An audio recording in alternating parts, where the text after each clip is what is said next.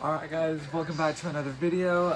Today it's the recap of the Dutch Grand Prix, the first race after the summer break. So, we knew there was a sort of rain in the area, throughout the whole 3 days of the weekend in the Formula 1 World Championship. But as soon as the pirate lights went out, Oscar Piastri, the championship leader, came into this race 9 points ahead of Lando Norris and an 81-point lead over Max Verstappen. And like always, Oscar got a good start, always from pole. He always wins from pole, like always. And then Max Verstappen and Lando Norris, the 2024 title rivals from like over a year ago, basically to the day over a year that their old rivals were racing. And Verstappen started on the softs, gets around outside Lando Norris, and then has a big moment going into the banking where he hits a little bit of a dust and about loses the back of the car. Luckily, what a great save from Max Verstappen, so he saved it. Piastri extends his lead even further out, not in the World Championship here in the moment, but yes.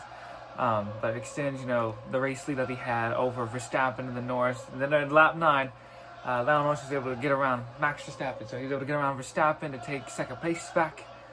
And then,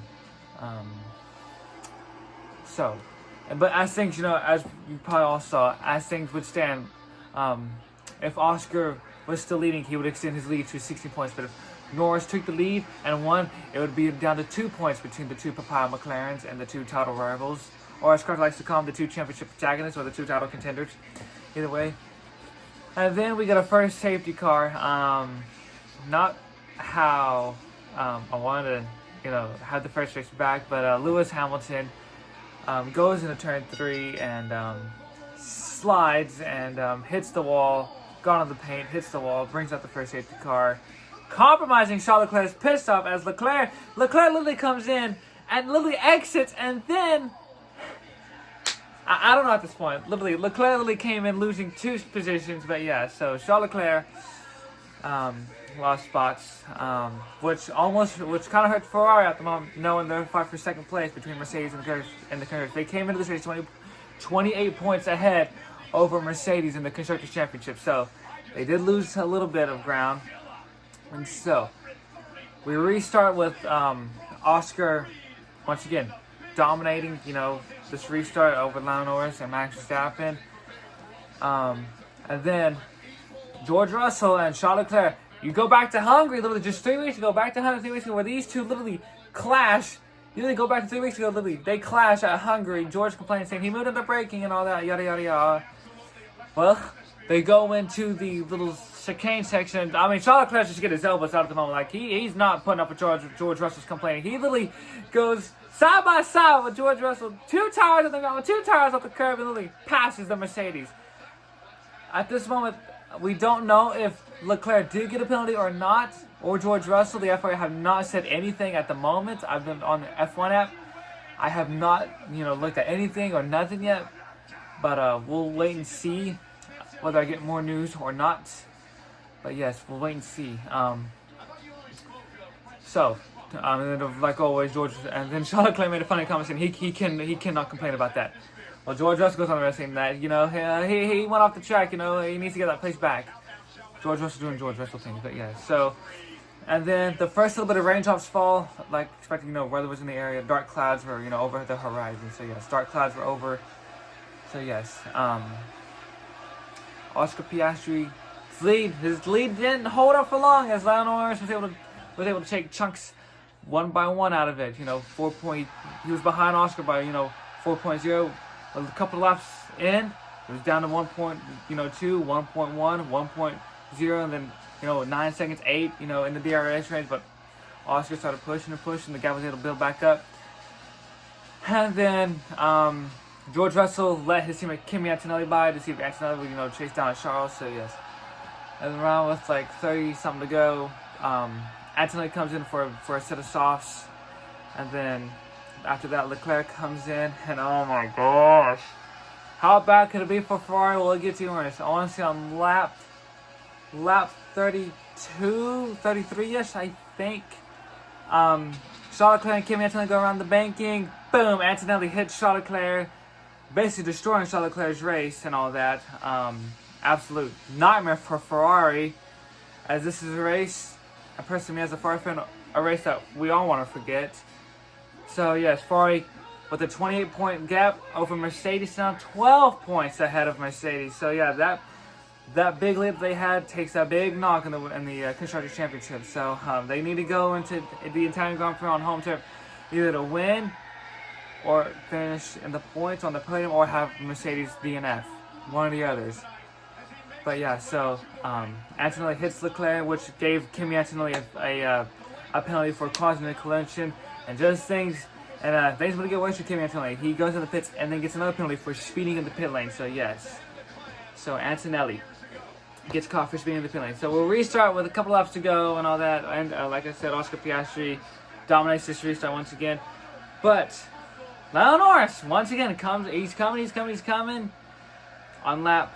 What was it? Lap 62, 63, somewhere around that range, around the lap 60-ish.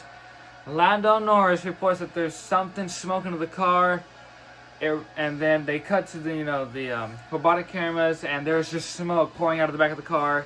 It was confirmed Lando Norris had a leakage and an engine issue. It's the first retirement for Lando Norris since the Canadian Grand Prix back in June of this year.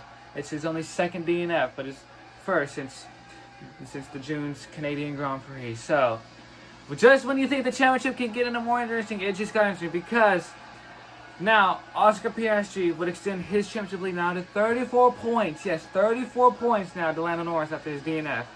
Here's a look at the Drivers' and Constructors' Championship at the moment. As you can see, I'll also put it this way.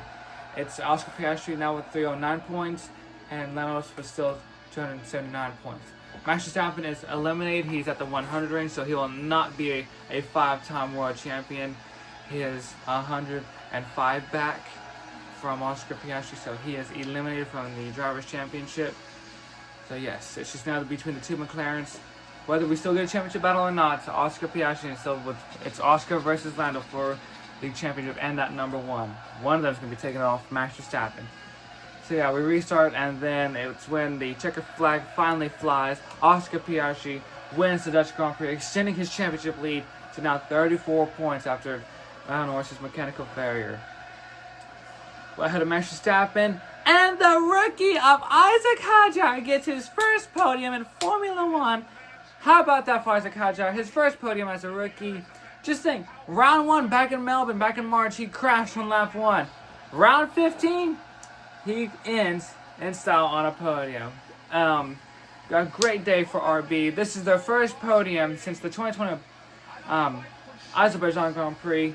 As a team, of course, they used to be called AlphaTauri, but as a team, it's their first podium since the Azerbaijan Grand Prix back in 2021. Gosh, it was like 4 years ago, and Isaac Hadjar's first main podium. So how do I give this race? I give it a solid, 8 out of 10. It was good, not great, knowing how McLaren's been dominant this year. Of course, McLaren will be boring F1 fans on their domination this year. But yeah, I give it a solid 8 out of 10. Good racing, great hard fights. Ferrari versus Mercedes for P2 in the Constructors. Red Bull is slowly closing in. They could also still get P2 with only 9 races to go, but I just think it's going to probably either be 3rd or 4th for Red Bull. But yes, 12 points between Ferrari and Mercedes after double D now, after Hamilton crashes and Antonelli takes out Charles Leclerc. Yeah, I think to me, Antonelli did it on purpose, because I feel like they wouldn't catch up to Ferrari and the Constructors, so I feel like Antonelli did take out Charles Leclerc on purpose. So yes, but yes, 8 out of 10 on the race.